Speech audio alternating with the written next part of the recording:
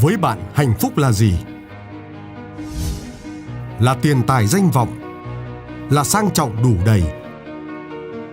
Là cuộc sống xa hoa? Hay những thành công vang dội? Đó có thể là hạnh phúc, nhưng sẽ không bền vững nếu thiếu đi sự cân bằng. Cân bằng cảm xúc, tạo điểm tựa tinh thần, khơi dậy những giá trị ẩn chứa trong con người bạn bằng một không gian sống đẳng cấp hoàn hảo. Six Element tiên phong kiến tạo một cuộc sống cân bằng đầu tiên tại Việt Nam, nơi nuôi dưỡng tâm hồn và mang lại hạnh phúc trọn vẹn cho bất kỳ ai sở hữu và tận hưởng. Tọa lạc tại trung tâm của khu đô thị mới kế bên Hồ Tây, hồ điều hòa lớn nhất thủ đô, Six Element sở hữu một vị trí đáng mơ ước. Hệ thống giao thông hoàn chỉnh, tiện ích vùng đa dạng và tiệm cận với tuyến đường sắt trên cao số 2. Từ Six Element, bạn dễ dàng kết nối linh hoạt đến mọi điểm đến quan trọng trong và ngoài thành phố.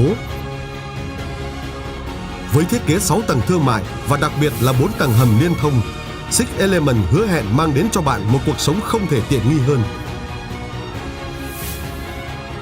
Được xây dựng theo mô hình khép kín, mọi tiện ích của Six Element đều được dành riêng cho cư dân. Đặc biệt, cảnh quan ngoài trời được thiết kế như một khu rừng nguyên sinh thu nhỏ trong thành phố.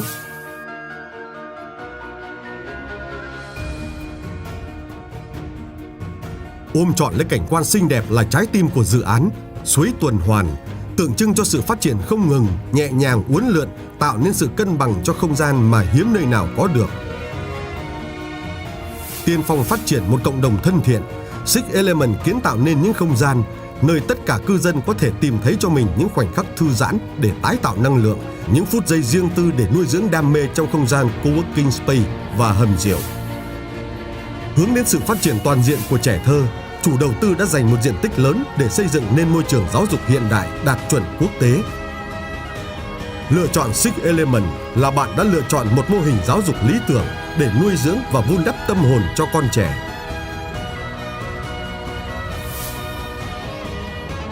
Chăm chút trong từng thiết kế, tinh tế đến từng chi tiết, các căn hộ của Six Element luôn luôn rộng mở, hòa mình vào nắng và gió tự nhiên, mang đến sự cân bằng cho tổ ấm của bạn.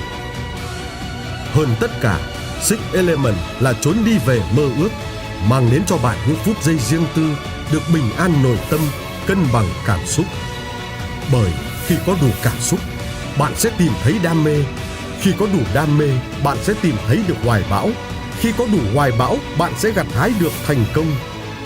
Six Element, cân bằng cảm xúc, trọn vẹn hạnh phúc.